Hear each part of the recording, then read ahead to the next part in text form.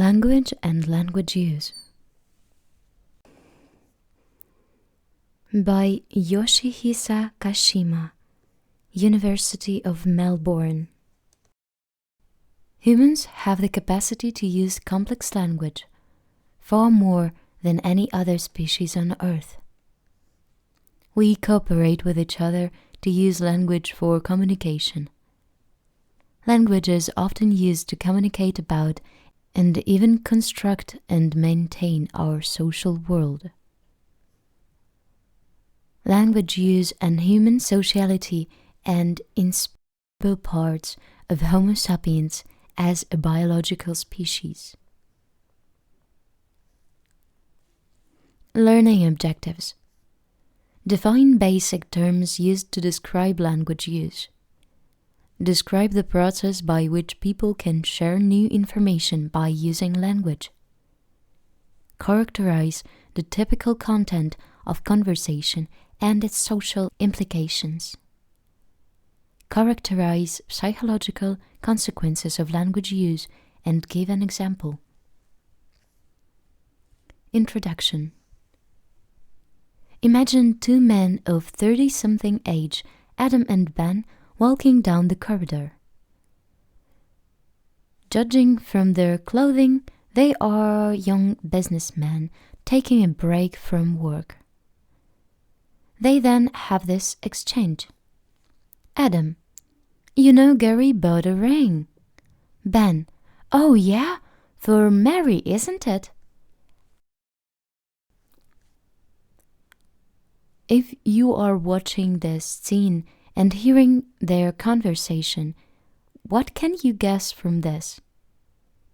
First of all, you'd guess that Gary bought a ring for Mary, whoever Gary and Mary might be.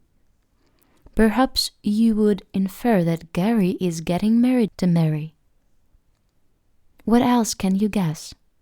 Perhaps that Adam and Ben are fairly close colleagues, and both of them know Gary and Mary reasonably well. In other words, you can guess the social relationships surrounding the people who are engaging in conversation and the people whom they are talking about. Language is used in our everyday lives. In psychology is a science of behavior. Scientific investigation of language use must be one of the most central topics. This is because language use is ambiguous. Every human group has a language. Human infants, except those who have unfortunate disabilities, learn at least one language without being taught explicitly. Even when children who don't have much language to begin with are brought together, they can begin to develop and use their own language. There is at least one known instance where children who had little language were brought together and developed their own language spontaneously with minimum input from adults. In Nicaragua, in the 1980s, children who were separately raised in various locations were brought together to schools for the first time. Teachers tried to teach them Spanish with little success. However, they began to notice that the children were using their hands and gestures apparently to communicate with each other. Linguists were brought in to find out what was happening. It turned out the children had developed their own sign language by themselves. That was the birth of a new language, Nicaraguan Sign Language. Language is ambiguous, and we humans are born to use it. How do we use language? If language is so ambiguous, how do we actually use it? To be sure, some of us use it to write diaries and poetry, but the primary form of language use is interpersonal. That's how we learn language, and that's how we use it. Just like Adam and Ben, we exchange words and utterances to communicate with each other. Let's consider the simplest case of two people, Adam and Ben, talking with each other. According to Clark, 1990, in order for them to carry out a conversation, they must keep track of common ground. Common ground is a set of knowledge that the speaker and listener share, and they think, assume, or otherwise take for granted that they share. So when Adam says, Gary bought a ring, he takes for granted that Ben knows the meaning of the words he's using, who Gary is, and what buying a ring means. When Ben says, for Mary, isn't it? He takes for granted that Adam knows the meaning of these words, who Mary is, and what buying a ring for someone means. All these are part of their common ground. Note that when Adam presents the information about Gary's purchase of a ring, Ben responds by presenting his inference about who the recipient of the ring might be, namely Mary. In conversational terms, Ben's utterance acts as evidence for his comprehension of Adam's utterance. Yes, I understood that Gary bought a ring, and Adam's nod acts as evidence that he now has understood that Ben has said too. Yes, I understood that you understood that Gary has bought a ring for Mary. This new information is now added to the initial common ground. Thus, the pair of utterances by Adam and Ben, called an adjacency pair, together with Adam's affirmative nod, jointly completes one proposition, Gary bought a ring for Mary, and adds this information to their common ground. This way, common ground changes as we talk, gathering new information that we agree on and have evidences that we share.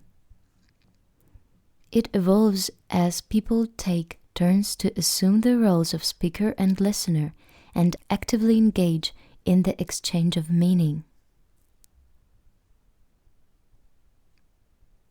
Common ground helps people coordinate their language use. For instance, when a speaker says something to a listener, he or she takes into account their common ground, that is, what the speaker thinks the listener knows. Adam said that he did because he knew Ben would know who Gary is. He'd have said, a friend of mine is getting married, to another colleague who wouldn't know Gary. This is called audience design. Vissel, Krause, 1992. Speakers design their utterances for their audiences by taking into account the audience's knowledge. If their audiences are seen to be knowledgeable about an object, such as Ben about Gary, they tend to use a brief label of the object, Gary. For a less knowledgeable audience, they use more descriptive words, e.g., a friend of mine, to help the audience understand the utterances. Box first. Coordinating language use by audience design. In systematic research on audience design, Vissel and Krause in 1992 found that when communicating about public figures, speakers included more descriptive information, e.g., psychical appearances, occupation, about lesser-known and less indefinable people, e.g., Kevin Kline, Carl Isaac, than better-known ones, e.g., Woody Allen, Clint Eastwood, so that their listeners can identify whom they are talking about. Likewise, Isaac and Clark in 1987 showed that people who were familiar with New York City could gauge their audience's familiarity with NYC soon after they began conversation and adjusted their description of NYC landmarks to help the audience identify such landmarks as the Brooklyn Bridge and Yankee Stadium more easily. More generally, Greece in 1975 suggested that speakers often follow certain rules, which he calls conversational maxims, by trying to be informative, maxim of quality, truthful, maxim of quality, relevant, maxim of relation, and clear and ambiguous, maxim of manner. So language use is a cooperative activity. But how do we coordinate our language use in a conversational setting? To be sure, we have a conversation in small groups. The number of people engaging in a conversation at a time is rarely more than 4. By some counts, A.G. Dunbar, Duncan, and Netley, 1995, James in 1953, more than 90% of conversations happen in a group of 4 individuals or less. Certainly, coordinating conversation among 4 is not as difficult as coordinating conversation among 10. But even among only 4 people, if you think about it, everyday conversation is an almost miraculous achievement. We typically have a conversation by rapidly exchanging words and utterances in real time in a noisy environment. Think about your conversation at home, in the morning, at the bus stop, in a shopping mall. How can we keep track of our common ground under such circumstances? Pickering and Garrod in 2004 argue that we achieve our conversational coordination by virtue of our ability to interactively align each other's actions at different levels of language use, lexicon, i.e. words and expressions, syntax, i.e. grammatical rules for arranging words and expressions together, as well as speech rate and accent. For instance, when one person uses a certain expression to refer to an object in conversation, other tends to use the same expression, e.g. Clark Wilkes Gibbs in 1986. Furthermore, if someone says the cowboy offered a banana to a robber rather than the cowboy offered the robber a banana, others are more likely to use one same syntax structure. The girl gave a book to the boy, rather than the girl gave the boy a book. Even if different words are involved. Brandigan, Pickering, and Cleland, 2000. Finally, people in conversation tend to exhibit similar accents and traits of speech, and they are often associated with people's social identity. Giles, Copeland, and Copeland in 1991. So if you have lived in different places where people have somewhat different accents, e.g. United States and United Kingdom, you might have noticed that you speak with Americans with an American accent, but speak with British with a British accent. Pickering and Garrod in 2004 suggests that these interpersonal alignments at different levels of language use can activate similar situation models in the minds of those who are engaged in a conversation. Situation models are representations about the topic of a conversation. So if you are talking about Gary and Mary with your friends, you might have a situation model of Gary giving Mary a ring in your mind. Pickering and Garrod's theory is that as you describe this situation using language, others in the conversation begin to use similar words and grammar and many other aspects of language use coverage. As you all do so, similar situation models begin to be built in everyone's mind through the mechanism known as priming. Priming occurs when you're thinking about one concept, e.g. ring, reminds you about other related concepts, e.g. marriage, wedding ceremony. So if everyone in the conversation knows about Gary marry and the usual course of events associated with a ring, engagement, wedding, marriage, etc., everyone is likely to construct a shared situation model about Gary and Mary. Thus, making use of our highly developed interpersonal ability to imitate, i.e., executing the same action as another person, and cognitive ability to infer one idea leading to other ideas, we humans coordinate our common ground, share situation models, and communicate with each other. What do we talk about? What are humans doing when we are talking? Surely we can communicate about mundane things such as what to have for dinner, but also more complex and abstract things such as the meaning of life and death, liberty, equality, and fraternity, and many other philosophical thoughts. Well, when naturally occurring conversations were actually observed, Dunbar, Marriott, and Duncan in 1997, a staggering 60 to 70 of everyday a staggering 60 to 70% of everyday conversation for both man and woman turned out to be a gossip. People talk about themselves and others whom they know.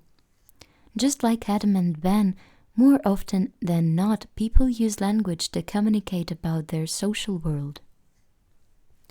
Gossip may sound trivial and seem to belittle our noble ability for language. Surely, one of the most remarkable human abilities of all that distinguish us from other animals.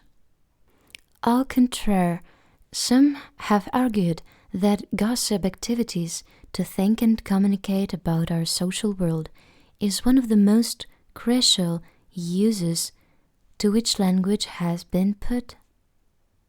Dunbar in 1996 conjectured that gossiping is the human equivalent of grooming, monkeys and primates attending and tending to each other by cleaning each other's fur. He argued that it is an act of socializing, signaling the importance of one's partner. Furthermore, by gossiping, humans can communicate and share their representations about their social world, who their friends and enemies are, what's the right thing to do under what circumstances, and so on. In so doing, they can regulate their social world, making more friends and engaging one's own group, often called the in-group, the group to which one belongs, against other groups, out-groups, that are more likely to be one's enemies. Dunbar has argued that it is these social effects that have given humans an evolutionary advantage and larger brains, which in turn help humans to think more complex and abstract thoughts, and more important, maintain larger in-groups. Dunbar in 1993 estimated an equation that predicts average group size of non-human primate genera from their average neocortex size, the part of the brain that supports higher order cognition. In line with his social brain hypothesis, Dunbar showed that those primate genera that have larger brains tend to live in larger groups. Furthermore, using the same equation, he was able to estimate the group size that human brains can support, which turned out to be about 150, approximately the size of modern hunter-gatherer communities. Dunbar's argument is that language, brain, and human group living have co-involved. Language and human sociality are inseparable. Dunbar's hypothesis is controversial. Nonetheless, whether or not he is right, our everyday language use often ends up maintaining the existing structure of inner group relationships. Language use can have implications for how we construe our social world. For one thing, there are subtle cues that people use to convey the extent to which someone's action is just a special case in a particular context of a pattern that occurs across many contexts and more like a character trait of the person. According to Semen and Fiedler, 1988, someone's action can be described by an action verb that describes a concrete action, e.g. he runs, a state verb that describes the actor's psychological state, e.g. he likes running, an adjective that describes the actor's personality, e.g. he is athletic, or a noun that describes an actor role, e.g. he is an athlete. Depending on an adjective or noun is used, speakers can convey the permanency and stability of an actor's tendency to act in a certain way. Verbs convey particularity, whereas adjectives convey permanency. People tend to describe positive actions of their in-group members using adjectives, e.g. he is generous, rather than the verbs, e.g. he gave a blind man some change, and negative actions of out-group members using an adjectives, e.g. he is cruel, rather than verbs, e.g. he kicked a dog. Mass, Salvi, Arcuri, and Semen in 1989 called this a linguistic intergroup bias, which can produce and reproduce the representation of intergroup relationships by painting a picture favoring the in-group. That is, in-group members are typically good, and if they do anything bad, that is more an exception in special circumstances. In contrast, out-group members are typically bad, and if they do anything good, that is more an exception. Box 2. Emotion and talk. People tend to tell stories that evoke strong emotions. Such emotive stories can then spread far and wide through people's social networks. When a group of 33 psychology students visited a city morgue, no doubt an emotive experience for many. They told their experience to about 6 people on average. Each of those people who heard about it told one person, who in turn told another person on average. By this third retelling of the morgue visit, 881 people had heard about this in their community within 10 days. If everyone in society is connected with one another by 6 degrees of separation, Travers and Milgram in 1969, and if a chain letter can travel hundreds of steps via the internet, Lieben, Novell, and Klein in 2008, the possibility of emotive gossip traveling through a vast social network is not a fantasy. Indeed, urban legends that evoke strong feelings of disgust tend to spread in cyberplace and become more prevalent on the internet. Heath, Bell, and Strangberg in 2001. In addition, when people exchange their gossip, it can spread through broader social networks.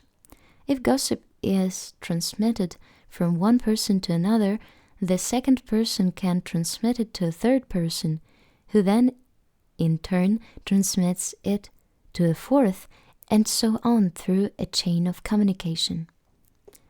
This often happens for emotive stories. Box 2. If gossip is repeatedly transmitted and spread, it can reach a large numbers of people. through communication chains, they tend to become conventionalized. Bartlett in 1932. A Native American tale, War of the Ghosts, recounts a various encounter with ghosts traveling in canoes and his involvement with their ghostly battle. He is shot by an arrow but doesn't die, returning home to tell the tale. After his narration, however, he becomes still. A black thing comes out of his mouth and he eventually dies. When it was told to a student in England in the 1920s and retold from memory to another person, who in turn retold it to another, and so on, in a communicational chain, the myth tale became a story of a young warrior going to a battlefield, with which canoes became boats, and the black thing that came out from his mouth becomes simply his spirit. Bartlett in 1932. In other words, information transmitted multiple times was transformed to something that was easily understood by many. That is, information has assimilated into the common ground shared by most people in the linguistic community. More recently, Kashima in 2000 conducted a similar experiment using a story that contained a sequence of events that described a young couple's interaction that included both stereotypical and counter-stereotypical actions, e.g. a man watching sports on TV on Sundays vs. a man vacuuming the house. After the retelling of this story, much of the counter-stereotypical information was dropped and stereotypical information was more likely to be retained. Because stereotypes are part of the common ground shared by the community, this finding, too, suggests that conversational retelling are likely to produce conventional content. Psychological consequences of language use. What are the psychological consequences of language use? When people use language to describe an experience, their thoughts and feelings are profoundly shared by the linguistic representation that they have produced rather than the original experience per se. Gravis and Kashima in 1908. For example, Halberstadt in 2003 showed a picture of a person displaying an ambiguous emotion and examined how people evaluated the displayed emotion. When people verbally explained why the target person was expressing a particular emotion, they tended to remember the person as feeling the emotion more intensely than when they simply labeled the emotion. Thus, constructing a linguistic representation of another person's emotion apparently biased the speaker's memory of that person's emotion. Furthermore, linguistically labeling one's own emotional experience appears to alter the speaker's neural processes. When people linguistically labeled negative images, the amygdala, a brain structure that is crucially involved in processing of negative emotions such as fear, was activated less than when they were not given a chance to label them. Lieberman, 2007.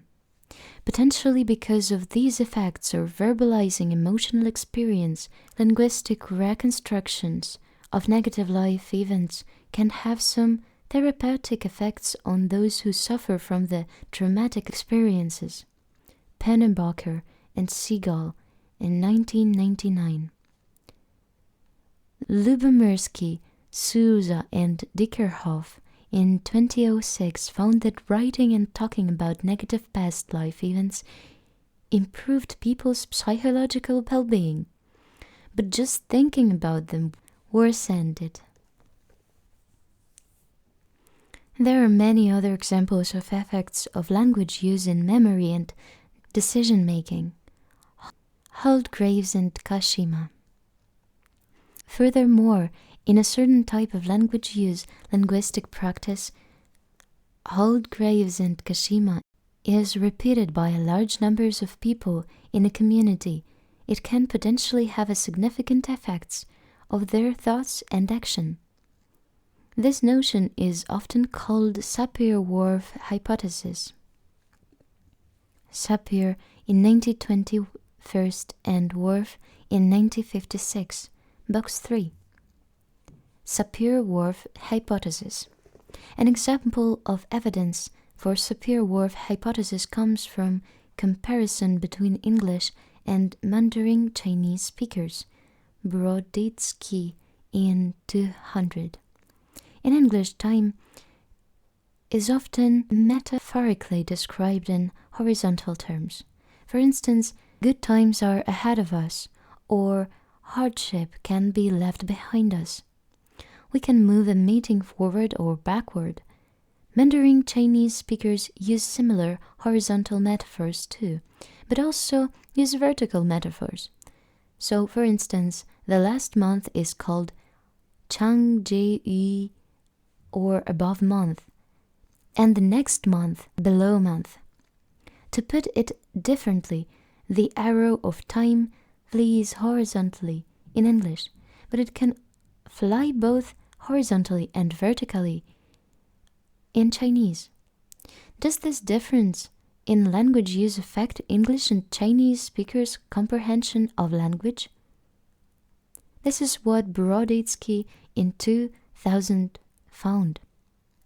First, English and Chinese speakers' understanding of sentences that use a horizontal, e.g., June comes before August, did not differ very much. When they were first presented with a picture that implies a horizontal positioning, e.g., the black worm is ahead of the white worm, they could read and understand them faster than when they were presented with a picture that implies a vertical positioning, e.g., the black ball is above the white ball. This implies that thinking about the horizontal positioning, ahead or behind, equally primed both English and Chinese speakers of the horizontal metaphor used in the sentence about time. However, English and Chinese speakers' comprehension different for statements that do non-use spatial metaphors, such as August is later than June, when primed with a vertical spatial positioning. Chinese speakers comprehended the statements faster, but English speakers more slowly than when they were primed with a horizontal spatial positioning. Apparently, English speakers were not used to thinking about months in terms of the vertical line above or below.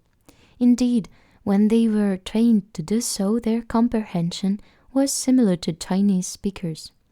See Broditsky, Furman, McCormick in 2011 for recent review or related research. For instance, if you are giving a description of a man, Stephen, as having greater than average experience of the world, e.g., well-traveled, varied job experience, a strong family orientation, and well-developed social skills, how do you describe Stephen? Do you think you can remember Stephen's personality 5 days later? It will probably be difficult. But if you know Chinese and are reading about Stephen in Chinese, as Hoffman, Lau, and Johnson in 1986 showed, the chances are that you can remember him well. This is because English does not have a word to describe this kind of personality, whereas Chinese does. Shiju. This way, the language you use can influence your cognition. In its strong form, it has been argued that the language determines thought. But this is probably wrong. Language determines thought, but this is probably wrong. Language does not completely determine our thoughts. Our thoughts are far too flexible for that. But habitual uses of language can influence our habit or thought and action. For instance, some linguistic practice seem to be associated even with cultural values and social institution. Pronoun drop is the case in point. Pronouns such as I and you are used to represent the speaker and the listener of a speech in English. In an English sentence, these pronouns cannot be dropped if they are used as a subject of a sentence. For instance, I went to the movies last night is fine, but went to the movie last night is not in standard English. However, in other languages, such as Japanese, pronouns can be, and in fact often are, dropped from sentences. It turned out that people living in those countries where pronoun drop languages are spoken tend to have more collectivistic values, e.g. employees having greater loyalty toward their employers than those who use non-pronoun drop languages such as English. Kashima and Kashima in 1998. It was argued that the explicit reference to you and I may remind speakers the distinction between the self and others, and the differentiation between individuals. Such a linguistic practice may act as a constant reminder of the cultural value, which in turn may encourage people to perform the linguistic practice. Conclusion. Language and language use constitute a central ingredient of human psychology. Language is an essential tool that enables us to live the kind of life we do. Can you imagine a world with which machines are built, farms are cultivated, and gods are serviced, are transported to our household without language? Is it possible for us to make laws and regulations, negotiate contracts, and enforce agreements and settle disputes without talking? Much of contemporary human civilization wouldn't have been possible without the human ability to develop and use language. Like the Tower of Babel, language can divide humanity, and yet the core of humanity includes that innate ability for language use. However, we can use it wisely is a task before us in this globalized world.